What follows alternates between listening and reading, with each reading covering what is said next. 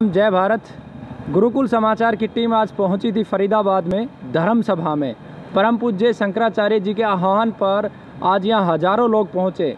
आप सबको पता भी होगा, जगत गुरु शंकराचार्य जी ने आने वाले 3.5 वर्षों में भारत को हिंदू राष्ट्र बनाने का संकल्प लिया है और उसी संकल्प को पूरा करने के लिए वो दिन रात लगे हुए हैं। गांव-गांव, शहर-शहर उनके कार्यक्रम आयोजित किए जा रहे हैं और आज उनकी टीम के एक प्रमुख सदस्य हमारे साथ हैं। इस कार्यक्रम के समापन के बाद जानेंगे इनसे कि आखिर क्या योजना है, किस प्रकार से भारत की 130 करोड़ आबादी को इस अभियान के साथ जोड़ा जाएगा और किस प्रकार से इस लक्ष्य को पूरा किया जाएगा, क्योंकि ये साधारण लक्ष्य नहीं है। और अगर ये लक्ष्य पूरा होता है तो भारत ही नहीं संपूर्ण विश्व को लाभ होगा, क्योंकि सनातन संस्कृति ही एक ऐसी संस्कृति है जो शोषण पे नहीं पोषण पे कार्य करती है, यानी कि चींटी से लेके और शेर तक का ध्यान रखती है। इस प्रकृति के प्रत्येक जीव का वो ध्यान रखती है। तो आइए जानते हैं।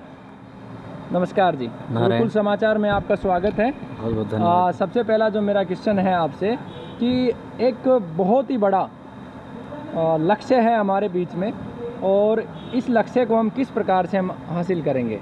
देखिए, जगत गुरु भगवान शंकराचार्य किसी एक के नहीं हैं, वो जगत के गुरु हैं। किसी का यहाँ शोषण नहीं होता, सबका पोषण होता है।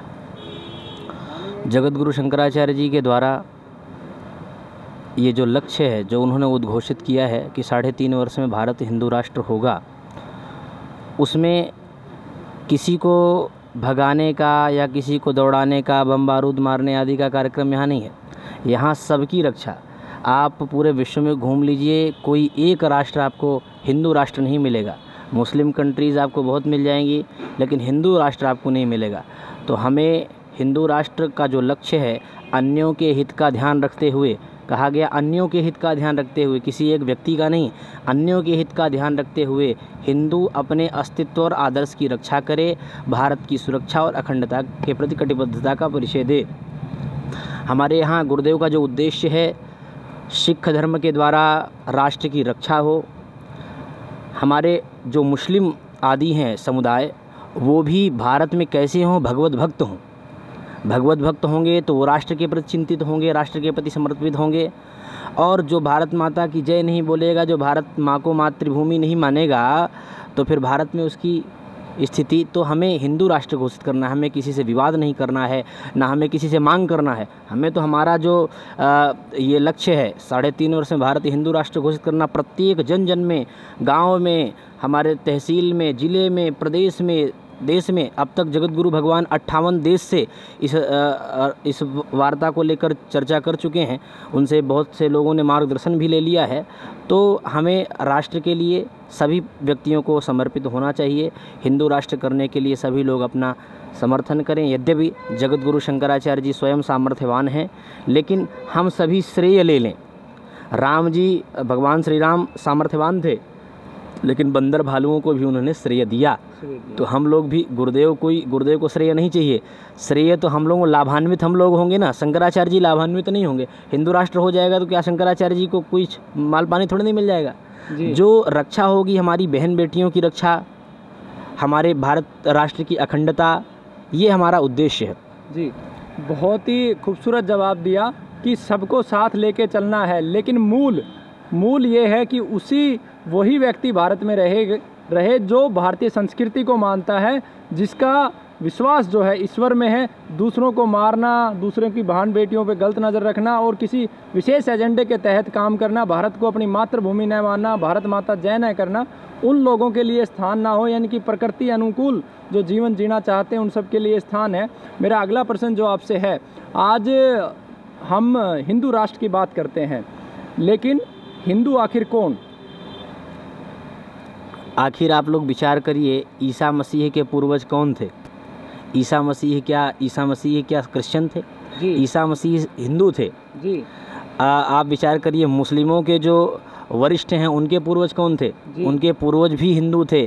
तो सभी के मूल में कौन है? सनातन वैदिक आर्य हिंदू ही हैं। सभी के मूल, जो इन्होंने मत पंथ संप्रदाय अलग बना लिए, यद्यपि सभी के मूल जो हैं वो सनातन वैदिक आर्य हिंदू ही हैं। मेरा जो मानना है, गुरुकुल समाचार की टीम का जो मानना है कि हिंदू या सनातन का अर्थ है कि जो व्यक्ति शोषण ना करे, पोषण करे, और परमात्मा ने जो ये प्रकृति बनाई है इस प्रकृति का विनाश में सहभागी ना बने बल्कि इसके विकास में सहभागी बने, सभी जीवों को समान नज़र से देखे, सभी का विकास करे, चारों तरफ सुख ही सुख हो।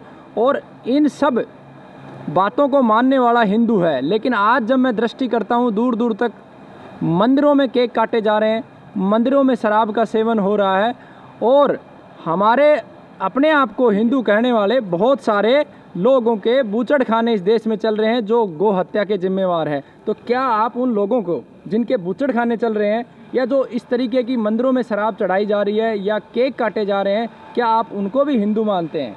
ऐसा है कि वो पद से जो है भ्रमित हो गए, बेचारे भ्रमित हो गए। ये अंग्रेजों की कूटनीति है जो हमारे यहाँ इन्होंने विचार सबसे पहले क्या किया, पहले केंद्र इन्होंने देखा कि कौन सा केंद्र किसके द्वारा हम भड़काऊ स्टेशन बना दें, यहाँ पे लोगों के प्रति विदेशी भावनाएं ला दी गई, उसके कारण वो दिग्भ्रमित हो गए हैं।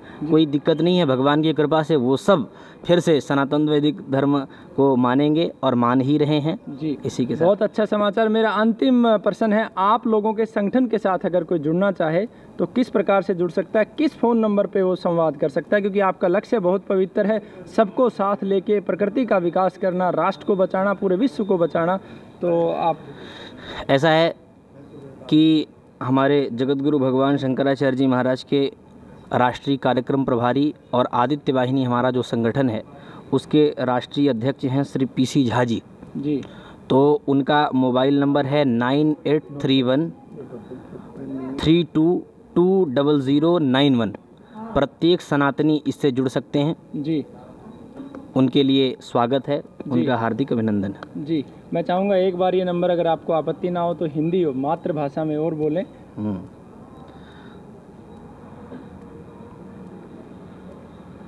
98 31 32 0091। आपने समय दिया गुरुकुल समाचार को, उसके लिए गुरुकुल समाचार का पूरे कार्यकर्ताओं का दल आपके लिए आभारी है। बहुत बहुत धन्यवाद। वंदे मातरम, जय भारत। जगतगुरु शंकराचार्य।